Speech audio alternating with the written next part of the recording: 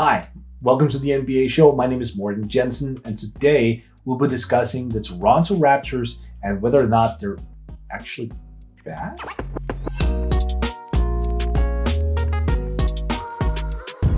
Okay, so I'm a little bit harsh. Bad is relative, and they've had a really slow start to the NBA season.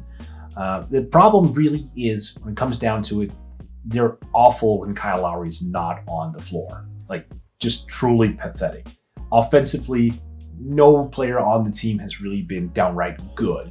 Fred VanVleet has been kind of good, average. Chris Boucher has been one of their most efficient players. He's their sixth man. But everyone else has really struggled shooting the ball. Even Lowry, and they're considerably better when he's on the floor, in part because he's an elite defender and a fantastic playmaker. But their big name that's been missing in action is Pascal Siakam. He's been suspended a game as well from leaving the court too early in a loss. It hasn't been pretty in Toronto. And a part of that, in my eyes at least, is the loss of Serge Ibaka and Marc Gasol. Those two guys were great big bailout options. Both of them could shoot. Gasol was a fantastic passer. And Ibaka, despite not being the same caliber of playmaker, is an extremely intelligent basketball player who understands what constitutes a good shot. He was never one to force the issue. Having lost those two guys to the two respective LA teams in the league, the Raptors are suddenly finding themselves a little bit short when it comes to decision making, at least qualified decision making.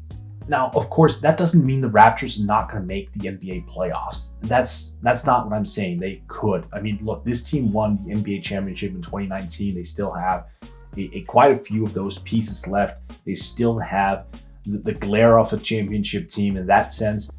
They're not going to completely bottom out. They're going to get better. So I'm not too worried in the sense that it's time to hit the reset button. That said, it is time to at least consider what are we going to do moving forward as an NBA organization. Kyle Lowry is going to be 35, if he isn't already actually. And Pascal Siakam, while in his prime, is not young. He's not a Jason Tatum 21, 22-year-old player. He's actually going to be 27 soon. It's problematic to have players in that age group that just aren't producing at that level that's expected of them. So they need to figure out, what are we going to do? Are we going to ship out Kyle Lowry to the Philadelphia 76ers if they need a point guard near the trade deadline? Are we going to flip Pascal Siakam for a bunch of draft picks and actually start this thing over? Now, personally, here's my opinion on this. And this comes from, admittedly, a kind of emotional perspective. Kyle Lowry, I would argue, is the best Raptor in Raptor history. He's the best player that organization has ever had, just in terms of longevity, having won a championship, his caliber of play, his defense, decision-making. And the Raptors fan base absolutely love the guy. And you know what? I get it. If they decide, the Raptors that is, that keeping Kyle Lowry on until the day that he retires just to do the right thing, I'm not going to be the one who says they shouldn't do that. There are a lot of players in this league who stayed with their teams till the very end. Mostly in the past, but even then, it's a really dedicated and loyal play. And that's fine.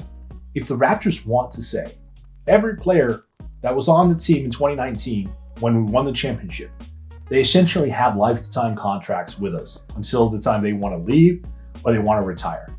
You know what? Fair game. I get it. Because here's the thing.